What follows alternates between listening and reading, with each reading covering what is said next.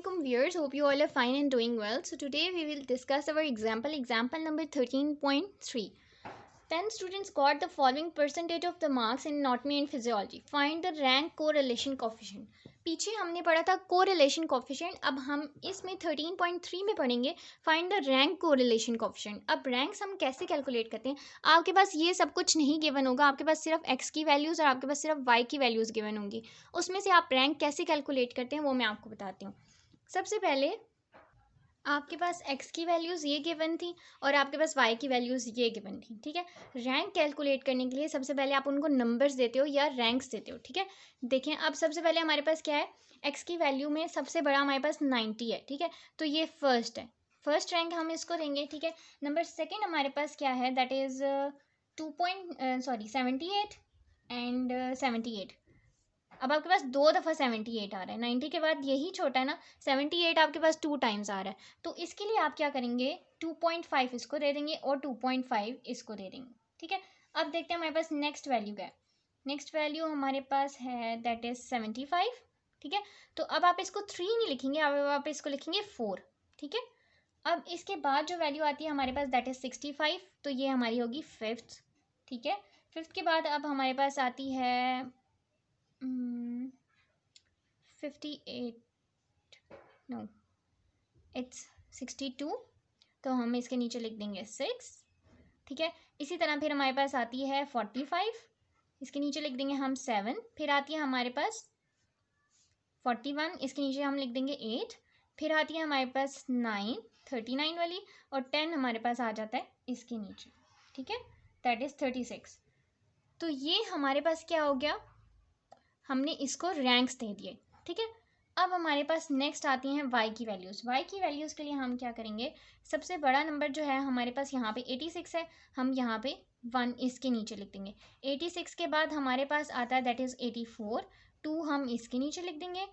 Then हमारे पास आता है 82, 3 हम इसके नीचे लिख देंगे. ठीक है, मुझे उम्मीद है कि आपको समझ आ रही होगी. 82 के बाद फिर हमारे पास छोटा कौन सा होता है, दैट इज़ 60. अब 60 हमारे पास 2 टाइम्स आ रहा है. अब इसके लिए हम क्या करेंगे, हम लिखेंगे 4.5 एंड 4.5. नेक्स्ट हमने 5 नहीं लिखना, हमने क्या लिखना है 6. तो हम 6 किसके नीचे लिखेंगे, 58, क्योंकि इसके बाद यही आता है. हम लोग यहाँ पर लिखेंगे 6. नेक्स्ट हमारे पास 58 से छोटा हमारे पास क्या आता है, दैट इज़ 55. यहाँ पे हम लिखेंगे 7. 7 के बाद हम इसके नीचे क्या, इससे छोटा क्या है हमारे पास 50, तो यहाँ पे हम लिख देंगे 8. नेक्स्ट हमारे पास आता है 8 के बाद 51 छोटा है, यहाँ पे लिख देंगे हम 9 एंड 47 के नीचे लिख देंगे 10.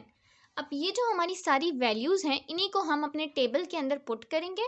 जो हमने जो जो रैंक्स जिस को दिए हैं हम उसी के नीचे वो लिखेंगे. ओके, तो हमने जो अभी रैंक्स दिए थे 78 को हमने दिया था 2.5, नेक्स्ट हमने दिया था 7, फिर हमने दिया था 10, 2.5, 6, 1, 5, 4, 9 एंड 8. ठीक है, जो भी हमने रैंक्स लिखे थे. अब रैंक आर वाई के हमने इसको किस तरह रैंक दिए थे, 84 का था 2, 55 का था 7, 50 का था 9. इसी तरह आपने नीचे लिखते जाना है 4.5, 3, 1, 6, 4.5, 10 एंड 8. ओके, अब आपने क्या करना है, रैंक का डिफरेंस कैलकुलेट करना है. और डिफरेंस हम कैसे कैलकुलेट करते हैं, हम आर एक्स को आर वाई में से माइनस कर देते हैं. मतलब 2.5 को हम 2 में से माइनस करेंगे, हमारा आंसर क्या आएगा 0.5. 7 minus 7 0, 10 minus 9 1, 2.5 minus 4.5 minus 2, 3 0 minus 1 minus 0.5 minus 1, 8 and 8 0. अब हमने d का स्क्वायर लेना है. d के स्क्वायर के लिए हम इसको 2 टाइम्स मल्टीप्लाई कर देंगे d की वैल्यू को. 0.5 is equal to 0.25, 0 that is 1, 4, 9, 0, 1, 0.25, 1 and 0. अब हमने क्या करना है, इन सब का हमने सम कर लेना है. समीशन डी स्क्वायर हमारे पास क्या आएगा, दैट इज 16.5. अब रैंक कोरिलेशन कोफिशिएंट को फाइंड करने के लिए हमारे पास जो फॉर्मूला होता है, हम इसको रो से डिनोट करते हैं रैंक को. और हमारे पास फॉर्मूला होता है 1 minus 6 sigma d square divided by n, capital N, n square minus 1. तो हम यहाँ पे n देखते हैं हमारे पास क्या है, 1 2 3 4 5 6 7 8 9 10। तो n की वैल्यू हमारे पास यहाँ पे क्या है, total n, total number of values that is 10। बाकी सब कुछ हमने अभी कैलकुलेट कर लिया था। 1 वैसे ही कांस्टेंट आएगा, -6 वैसे ही कांस्टेंट आएगा। सिग्मा डी स्क्वायर हमने अभी कैलकुलेट किया था, दैट इज 16.5। आपने इसके ऊपर स्क्वायर नहीं डालना क्योंकि आपने स्क्वायर ही कैलकुलेट किया था। डिवाइडेड बाय n की वैल्यू आपको पता है 10 है, bracket 10 square -1 is equal to 1 minus, आपने इसको इसके साथ मल्टीप्लाई करना है, that is 99 divided by 10 100 -1 is equal to 1 minus 99 divided by 10, और 100 -1 is 99 is equal to 1 minus 99 divided by 10 into 99 is 990। जब आप इसको डिवाइड करेंगे तो आपके पास जो आंसर आएगा दैट इज 0.9। तो ये आपके पास क्या हो गया, रैंक कोरिलेशन कोएफिशिएंट। ठीक है, हमारा नेक्स्ट क्वेश्चन भी ऐसे ही है 13.4। जैसे हमने 13.3 कैलकुलेट किया था उसी तरह हम इसको भी अब रैंक्स देंगे। ठीक है, अब मैं रैंक्स जैसे जैसे दे रही हूँ आपने वो देखने हैं। अब ये सबसे पहले फर्स्ट इसको देंगे, फिर सेकंड, देन 3 4 5 6 7 8 9 एंड 10। ठीक है, अब आर वाई के हम रैंक्स देंगे तो इसमें सबसे पहले 1, next is 2, next is 3, next is 4, 83 का 4 आ गया। नेक्स्ट हमारे पास आएगा 5, 82, and next is 77 6, next is 68 7, next is 8 that is 57, next is 9 that is 52, and here it is 10। ठीक है, आपने क्या करना है, अब आपने सिंपल इसका डिफरेंस कैलकुलेट करना है। डिफरेंस कैलकुलेट करेंगे तो आपने इसको इसमें से माइनस करना है, दैट इज -1 -2 2 -2, एंड यहाँ पे आएगा minus, no it's not minus, it's +3 and -2 and 3 minus, no it's 2 here. यहाँ पे आएगा 2 आपके पास, यहाँ पे आपके पास 3 आएगा, यहाँ पे आपके पास -1 आएगा, यहाँ पे आपके पास 2 आएगा। अब आपने इन सब का स्क्वायर ले लेना है। इसको स्क्वायर लेंगे तो यहाँ पे आएगा 1 4 4 4 4 9 4 9 1 एंड 4। ठीक है, फिर आपने क्या करना है, इन सबको प्लस कर देना है जैसे हमने पहले क्वेश्चन में किया था सिग्मा डी स्क्वायर। तो आपके पास क्या आ जाएगा, दैट इज 44। ठीक है, अब आपने फॉर्मूला लगाना है, rho is equal to 1 minus 6 sigma d square divided by n square -1। ठीक है, 1 माइनस 6 सिग्मा डी स्क्वायर की वैल्यू क्या थी आपके पास, that is 44 divided by n की वैल्यू कितनी है, टोटल नंबर्स कितने हैं, 1 2 3 4 5 6 7 8 9 10, टोटल 10 नंबर्स हैं। 10 square -1 is equal to 1 minus 6 multiply by 44, that is 264, and divided by 10 100 minus 1 is equal to 1 minus 264 divided by 10, 100 minus 1 is 99, 1 minus 264 divided by 99 means 990। जब आप इसको divide करेंगे तो आपके पास सारा आंसर जो आएगा रो का वो क्या होगा, 0.73। So this is the calculation for the rank correlation coefficient. So our next question is example number 13.5, following results of the height and weight of 1000 students। आपके पास ये सारी वैल्यूज क्वेश्चन के अंदर गिवन है। अनिल का वेट आपके पास गिवन है that is 45, और सुनील का वेट जो है वो हाइट जो है वो कितनी है, 165 सेंटीमीटर। ठीक है, आपने क्या करना है, estimate the height of Anil from his wait and the weight of Sunil from his height. आपने अनिल की हाइट कैलकुलेट करनी है उसके वेट से, और सुनील का वेट कैलकुलेट करना है उसकी हाइट से। So let's start with it. हमारे पास ये सारी वैल्यूज गिवन थी। सबसे पहले हमने क्या करना है, यहाँ पे हम इक्वेशन लगाएंगे that is regression equation, regression equation of y on x। ठीक है, यहाँ पे आप सपोज कर लें कि हाइट जो है ना वो आपने y ली हुई है, और जो आपने वेट है ना वो आपने क्या लिया हुआ है, एक्स लिया हुआ है, ठीक है। तो आपने क्या करना था, अनिल की हाइट कैलकुलेट करनी थी, ठीक है, फ्रॉम हिज वेट मतलब एक्स से। तो हम क्या करेंगे, regression equation of y on x, height on the weight. इसके लिए हम इक्वेशन लगाएंगे y minus y bar is equal to r sigma y divided by sigma x bracket x minus x bar, ठीक है। अब आपके पास सारी वैल्यूज गिवन थी, वाई माइनस, क्वेश्चन में आपको गिवन था y bar is equal to 170, ठीक है, आपने लिख लेना है 170 इज इक्वल टू आर की वैल्यू आपको गिवन थी दैट इज 0.6 और सिग्मा वाई भी आपको गिवन था that is 6.5 centimetre already question में, एंड सिग्मा एक्स भी आपको गिवन था दैट इज 5, ठीक है। अब एक्स की वैल्यू क्या है वो आपको नहीं पता और एक्स बार की वैल्यू क्या है वो थी आपके पास 60, ठीक है। वेट आपने कैलकुलेट करना था, एक्स वो आपको नहीं पता था, आपने ये लिख दिया Y minus 170 is equal to 0.6 multiply by, ये आपके पास आ गया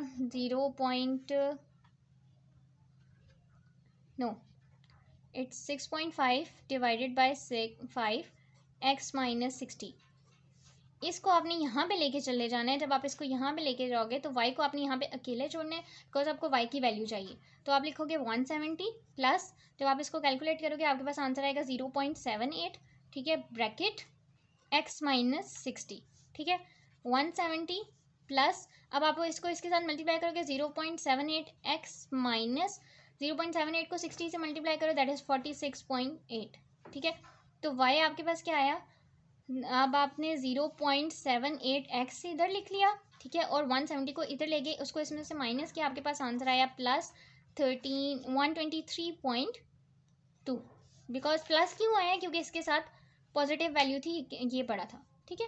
अब आपने ये लिख दिया। अब अनिल का वेट जो है वो आपके पास क्या है, that is x is equal to 45 kg, weight उसका था, लेकिन आपने उसके वेट से हाइट कैलकुलेट करनी थी।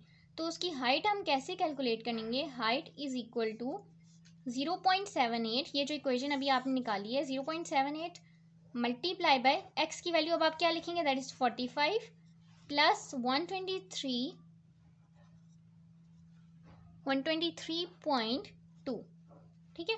अब जब आपने इसको मल्टीप्लाई किया, कैलकुलेट किया, तो आपके पास आंसर जो आया दैट इज, इन दोनों को मल्टीप्लाई करके 35.1 प्लस 123.2 और आपके पास आंसर आ गया 158.3 सेंटीमीटर्स। तो उसकी हाइट कितनी आ गई, 158.3 सेंटीमीटर। अब इसी तरह हाइट जो है अनिल की ये होगी। अब इसी तरह हम रिग्रेशन इक्वेशन, पहले हमने on the y on x की थी, अब हम एक्स ऑन वाई करेंगे। अब for the regression equation of x on y is, अब इसके लिए आप क्या फॉर्मूला लगाओगे, x minus x bar is equal to r sigma x divided by sigma y y minus y bar, ठीक है।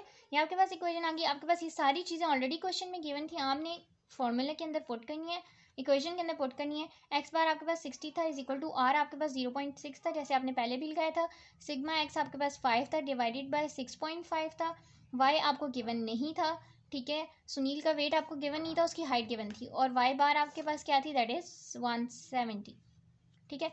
आपने इसको पुट किया फॉर्मूले के अंदर, इसको उठा के दूसरी साइड पे लेके दैट इज प्लस 60 हो गया, प्लस 60 एंड